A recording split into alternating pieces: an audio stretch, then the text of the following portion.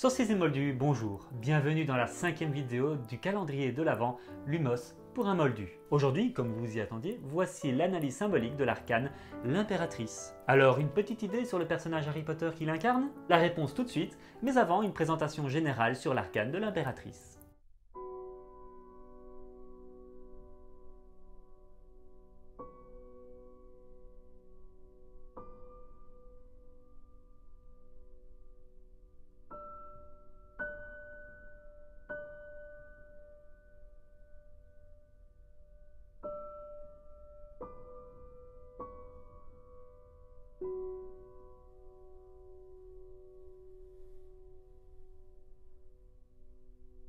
L'impératrice symbolise l'éclatement créatif, l'expression, l'artiste, la production, la fertilité de la nature, la fécondité, la séduction et le charme, la maîtresse, la mère chaleureuse, le désir, l'ébullition, la pulsion vitale et libidinale comme moteur de croissance, l'écoute des émotions, le pouvoir de la nature, l'élégance, l'abondance, la beauté, l'éclosion, l'adolescence, la force. Nous y découvrons une femme belle et forte qui siège fièrement sur un trône, un sceptre à la main gauche, à droite de la carte, et un bouclier à la main droite, côté gauche, nous enseigne qu'elle s'arme autant de l'action que de la retraite. Le sceptre d'or, signe de raison et d'éclairage, arbore la sphère terrestre et la croix, symbole de connexion entre la terre et le ciel. Cet objet de pouvoir est posé sur le bas-ventre de l'impératrice et tend vers le ciel du côté droit.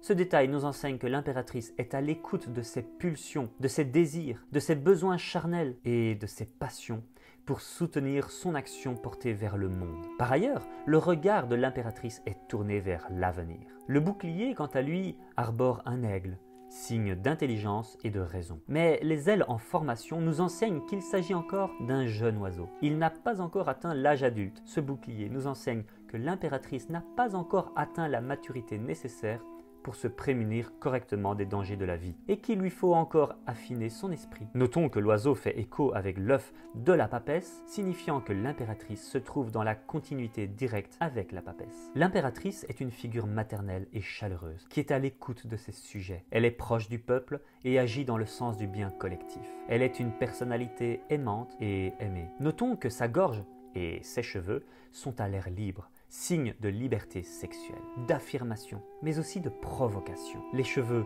sont les symboles de la démarcation de l'identité et le cou libre laisse voir une pomme d'Adam proéminente. Celle-ci est le signe extérieur hautement sensuel et sexuel car elle évoque le péché originel. Alors, suspense?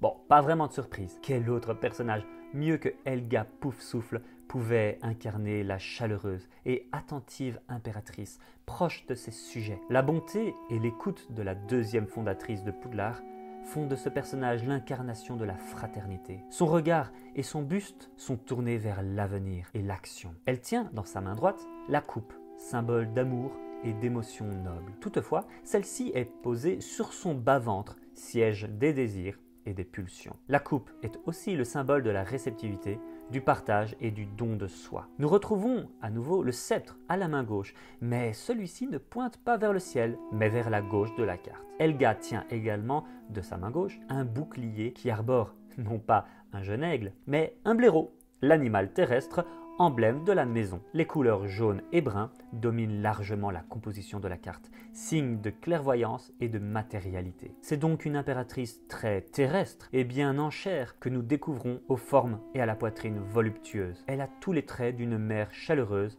et bienveillante. Voilà, c'est tout pour aujourd'hui.